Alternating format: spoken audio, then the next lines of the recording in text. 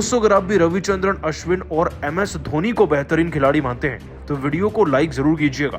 दोस्तों तीसरे test match के दूसरे दिन के खेल में 500 विकेट लेकर भारत को लगभग मैच जिताकर रविचंद्रन अश्विन भावुक हो गए, लेकिन अपने बयान में ना जाते जाते ये खिलाड़ी रोहित से लेकर धोनी को याद कर आज कुछ ऐसा भी कह गए कि सुनकर आप इन्हें 10 पैर सलाम कर जाएंगे।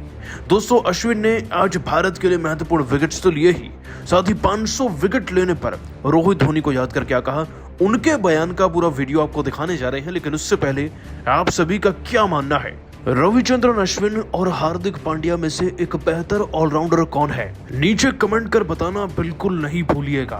दोस्तों याद रख लीजिए इस तारीख को 16 फरवरी 2024, क्योंकि इस दिन एक ऐसा इतिहास रचा गया है ना, अश्विन के द्वारा के बड़े से बड़े दिग्गज भी आज उनके सामने छोटे लग रहे हैं हमें। आपको बताया दोस्तों कि सीरीज के तीसरे टेस्ट मैच में भारतीय क्रिकेट टीम की बल्लेबाजी में शुरुआत ताबड़तोड़ थी। माना कि हमारे अर्ली विकेट्स हुए, लेकिन रोहित शर्मा की 131 रन की पारी हो, उसके बाद जडेजा का शतक हो, इनफैक्ट सरफराज ने भी डेब्यू करते हुए 60 से ज्यादा रन ठोक दिए। और दोस्तों हमारे टेल एंडर्स जैसे कि रविचंद्रन अश्विन वो भी अपनी पारी में दमदार रन बनाकर गए। दोस्तों अश्विन ने ना आज 37 रन की पारी खेली, 89 गेंदें खेलकर, तो ध्रुव जुरैल भी डेब्यू पर 46 तो लगा ही गए। और मजा आया जसप्रीत बुमराह की बल्लेबाजी को देखकर भी, जो 26 रन बनाकर गए थे कुल भारत के लिए।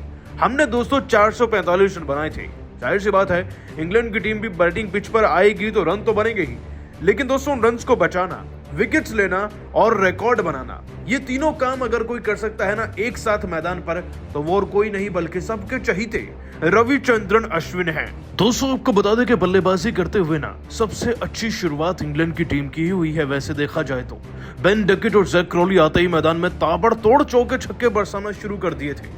मैं डकेट का तो क्या ही कहना, वो तो आगे शतक लगा कर गए, लेकिन शुरुआती दौर में अगर किसी खिलाड़ी ने इस पार्टनरशिप को सबसे ज्यादा नुकसान पहुंचाया तो वो थे दोस्तों रविचंद्रन अश्विन, जिन्होंने 14वें ओवर की पहली गेंद पर ये विकेट तो लिया ही जैक क्रॉली का रजत पाटीदार के हाथों कैच आउट कराकर। लेकिन दोस्तों आपको बता दें कि ये अश्विन के करियर का 500वां टेस्ट विकेट था, जहां कुंबले जैसे दिग्गज खिलाड़ियों को 100 से ज्यादा मैचेस लग गए थे यहां तक पहुंचने में, अश्विन तो इतना ही जल्दी पहुंच गए। लेकिन दोस्तों अश्विन ने यही रिकॉर्ड बनाने के बाद ना अपना सारा श्रेय रोहित और धोनी के चरणों में समर्पित कर दिया है, और कुछ ऐसा कहा इस दिग्गज ने कि सुनकर आप इन्हें सलाम करेंगे 100 बार। दोस्तों क्या बोले अश्विन, चलिए आपको बताते हैं।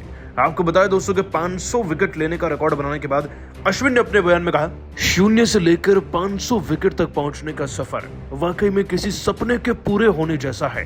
टेस्ट क्रिकेट मेरा क्रिकेट के पूरे करियर में ना सबसे फेवरेट प्रारूप है, और मैं हमेशा से चाहता था कि टेस्ट में एक ऐसी महारत तो हासिल करूं कि जिंदगी भर या कोई भी क्रिकेटर आगे चलकर आए तो रविचंद्रन अश्विन का नाम जरूर पहचाने।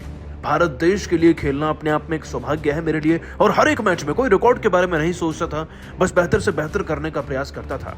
लेकिन अगर सच बताऊं तो मुझे लगातार मौके नहीं मिलते तो मैं यहां तक कभी पहुंच ही नहीं पाता। सबसे ज्यादा धन्यवाद मैं रोहित भाई का करना चाहूंगा। पिछले 2 सालों में उन्होंने टेस्ट में मेरे ऊपर जितना भरोसा दिखाया है शायद ही पहले कभी किसी और कप्तान ने दिखाया था। धोनी भाई ने भी मेरी कभी ऐसे ही मदद की थी, मुझे ऐसे ही प्रोत्साहित किया करते थे, और शायद इन्हीं अच्छे कप्तानों की वजह से मुझे इतने मौके मिल पाए और मैं उन मौकों को भुना भी पाया। आज अपनी इस कामयाबी का श्रेय मैं इन दोनों को भरपूर तरीके से देना चाहूंगा। मुझे पूरी उम्मीद है कि हम इस सीरीज को जीतेंगे, और मैं अपने देश के लिए ऐसे ही और भी रिकॉर्ड बनाऊं तो और भी अच्छी बात होगी। दोस्तों अश्विन का यह बयान वाकई में दिल जीतने वाला है। आपकी जानकारी के लिए बता दें, अश्विन सबसे तेज तर्रार 500 विकेट करने वाले गेंदबाज बन गए हैं भारत की तरफ से। लेकिन आप सभी उनकी इस जबरदस्त गेंदबाजी को 10 में से कितने नंबर देंगे, और रिकॉर्ड को भी नीचे कमेंट कर बताइएगा, और सब्सक्राइब कीजिए हमारे यूट्यूब चैनल को। धन्यवाद। दोस्तों रोहित जडेजा के बाद अश्विन और बुमराह के दम पर टीम इंडिया ने बना डाले 445 रन। जवाब में बेन डकेट के साथ इंग्लिश बल्लेबाजों ने बेसबॉल के अंदाज दिखाते हुए भारतीय गेंदबाजों की उड़ा दी थी धज्जियां। फिर अश्विन ने न केवल 500वां विकेट चटकाया, बल्कि बुमराह जडेजा के साथ मिलकर जो किया उसने इंग्लैंड टीम को अभी से हार के मुंह में धकेल दिया है। तो आखिर 2 दिनों का खेल खत्म होने के बाद इंग्लैंड ने बनाए कितने रन, भारत के किस गेंदबाज ने अपने नाम किए सबसे अधिक विकेट, इंग्लैंड अभी भी टीम इंडिया से कितने रन पीछे चल रही है, इन सबके साथ साथ इस रोमांचक मैच की पूरी हाईलाइट भी हम आपको दिखाएंगे। लेकिन लेकिन उससे पहले आपको क्या लगता है कि जडेजा, रोहित और अश्विन में कौन बना सकता है मैन ऑफ द मैच? अपनी राय नीचे कमेंट बॉक्स में जरूर बताएं।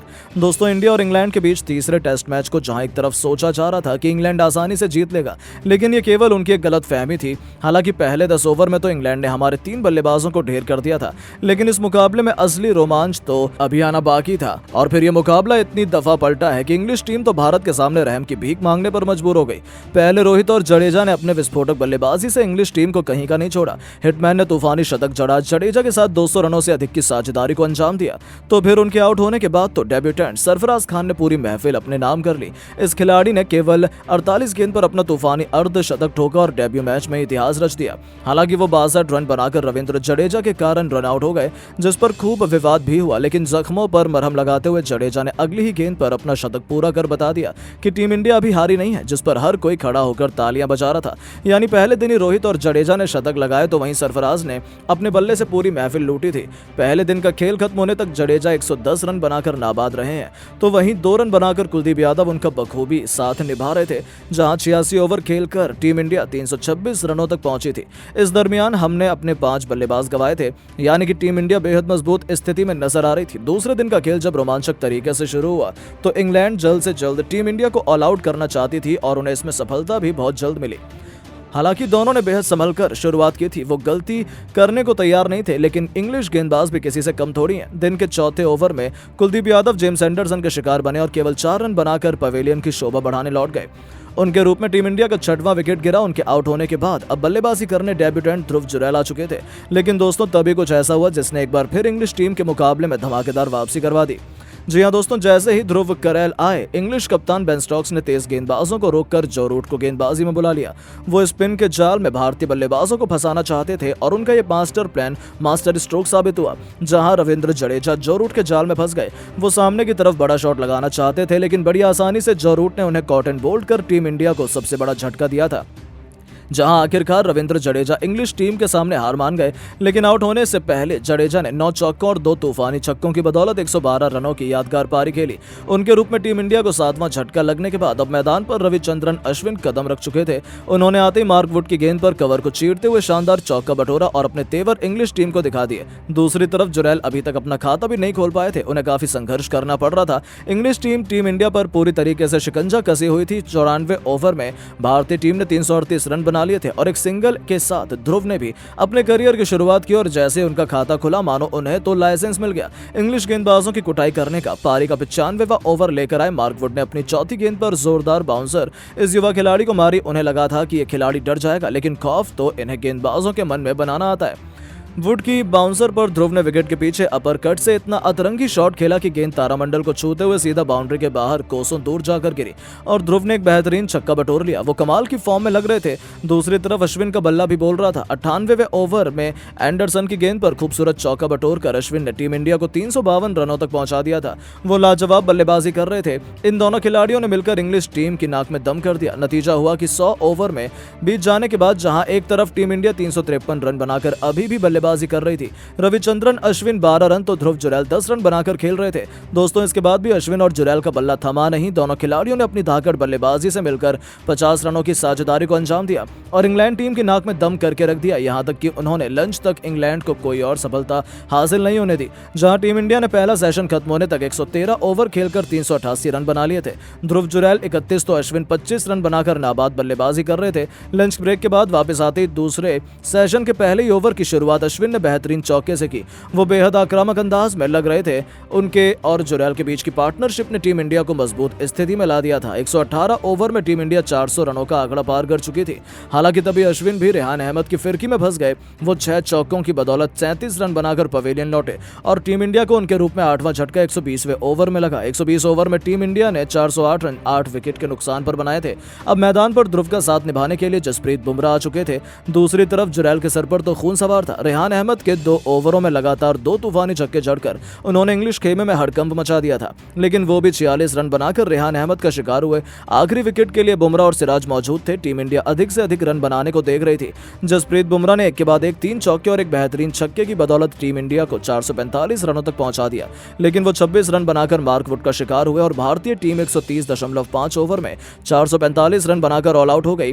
फिर भी ये एक बहुत बड़ा स्कोर था जो टीम इंडिया ने अब तक इस सीरीज में बनाया था। बल्लेबाजों के बाद पूरी जिम्मेदारी गेंदबाजों पर आन पड़ी थी। इंग्लैंड के लिए रनों की बरसात करने के इरादे से एक बार फिर जैक क्रॉली के साथ बेन डकैत की तूफानी जोड़ी मैदान पर उतरी। टीम इंडिया को जल्द से जल्द विकेट चाहिए था, लेकिन फिर अगले कुछ ओवर में जो हुआ उसकी उम्मीद तो किसी को भी नहीं थी। डकैत और क्रॉली ने बेसबॉल का अंदाज दिखाते हुए मैदान में सनसनी मचा दी। यहां तक कि बेन डकैत ने तो देखते ही देखते केवल 38 गेंद पर T20 के अंदाज में अर्धशतक ठोक दिया। हालांकि टीम इंडिया की हालत खराब देखकर रोहित ने अश्विन को गेंद थमाई और इस गेंदबाज ने आती 14वें ओवर की पहली गेंद पर जैक क्रॉली को आउट कर टीम इंडिया को जबरदस्त वापसी कराई। केवल 15 रन बनाकर क्रैली पवेलियन लौट गए, लेकिन एक तरफ से डकैत को रोक पाना भारतीय गेंदबाजों के बस की बात नजर नहीं आ रही थी। यह खिलाड़ी तो हालांकि मूड से मैदान में उतरा था, उन्होंने किसी भी गेंदबाज पर रहम नहीं किया और देखते ही देखते केवल 89 गेंद पर अपना तूफानी शतक 20 चौके और एक तूफानी छक्के की बदौलत पूरा किया, जिसे सुनकर ही अच्छों की रूह कांप जाए। देखते ही देखते इंग्लैंड ने 28 ओवर के अंदर 160 रन बना लिए थे। ऑली पॉप उनका बखूबी साथ निभा रहे थे। ऐसा लग रहा था इंग्लैंड भारतीय टीम के स्कोर को बहुत जल्द पीछे छोड़ देगी, लेकिन दिन का खेल खत्म होने से पहले भारतीय गेंदबाजों ने जबरदस्त वापसी की और इंग्लिश टीम को ऐसे झटके दिए जिसके बाद तो लग रहा है इंग्लैंड भारत के दिए गए स्कोर से कोसों दूर रह जाएगी। लेकिन दोस्तों, अब आपको क्या लगता है कि इंडिया और इंग्लैंड में कौन ये टेस्ट मैच जीतेगा? अपनी राय नीचे कमेंट बॉक्स में जरूर दें और ऐसी शानदार खबरों के लिए चैनल को सब्सक्राइब जरूर करें। धन्यवाद।